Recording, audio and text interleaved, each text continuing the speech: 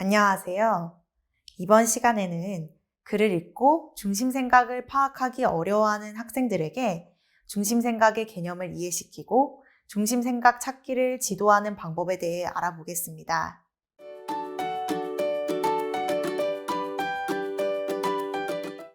글을 쓴 사람인 글쓴이. 글쓴이가 가장 하고 싶은 말이 바로 중심 생각인데요.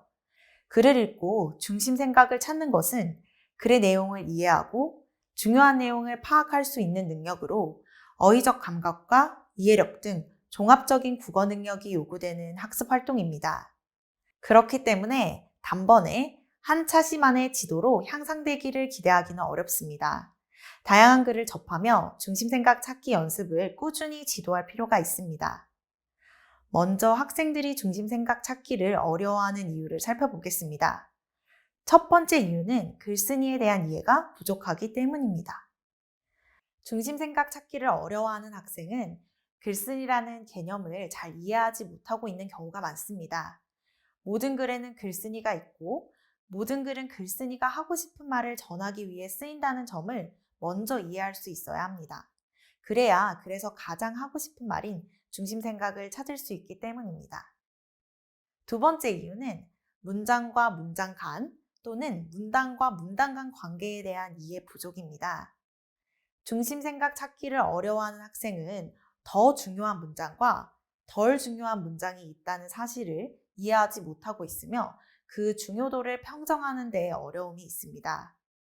그러므로 선생님들께서는 문장에도 덜 중요한 문장이 있고 더 중요한 문장이 있다는 사실을 먼저 이해시킨 후 더 중요한 문장이 중요한 까닭, 대표성이나 포함 가능성에 대해서 학생들이 정교한 언어가 아니더라도 투박한 표현으로나마 설명해 볼 수 있도록 지도해야 합니다. 문장 간의 관계를 파악하는 훈련이 충분히 이루어졌다면 이를 문단 간의 관계로 확장하여 보다 긴 글의 중심 생각 파악하기에 적용할 수 있습니다.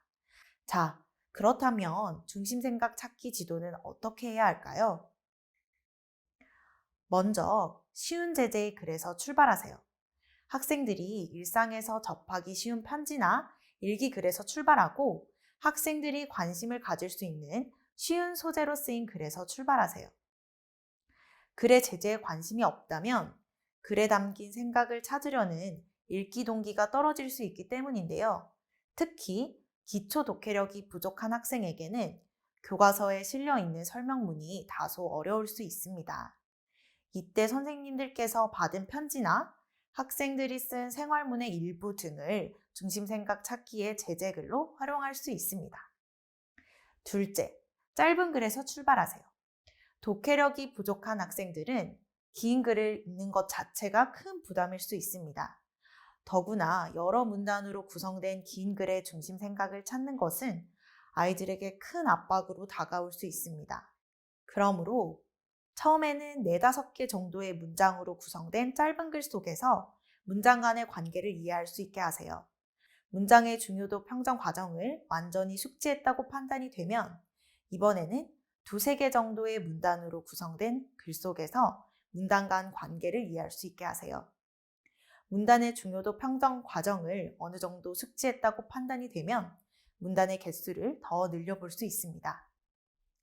세 번째, 형광펜을 활용하세요.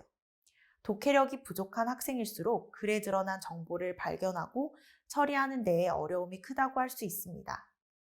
글의 중심 생각을 찾기 위해서는 글에서 가장 중요한 단어와 문장을 찾아야 하는데 이때 눈으로만 글을 읽는 것보다는 중요한 단어와 문장에 각각 표시를 하며 읽는 것이 훨씬 효과적입니다. 정보를 시각화함으로써 표시한 단어와 문장을 자연스레 중요한 것으로 인지할 수 있기 때문인데요. 형광펜 활용법은 중심 생각 찾기를 지도하는 교사에게도 효과적입니다. 형광펜으로 표시하게 함으로써 학생들이 어떤 부분을 중요하게 읽었고 그 까닭은 무엇인지 직관적으로 빠르게 인식하여 지도할 수 있기 때문입니다. 이번 시간에는 글을 읽고 중심 생각을 파악하기 어려워하는 학생들을 지도하는 방법에 대해 알아봤는데요. 정리해 보도록 하겠습니다. 그래서 중심 생각 찾기를 지도할 때에는 먼저 쉬운 제재의 글에서 시작하세요. 일상에서 접하기 쉬운 편지나 일기를 이용해 먼저 관심을 가질 수 있게 도와주세요. 그리고 4~5개의 문장으로 된 짧은 글에서 시작해 차츰 문단의 수를 늘려보세요. 마지막으로 형광펜을 활용해 정보를 시각화해보세요.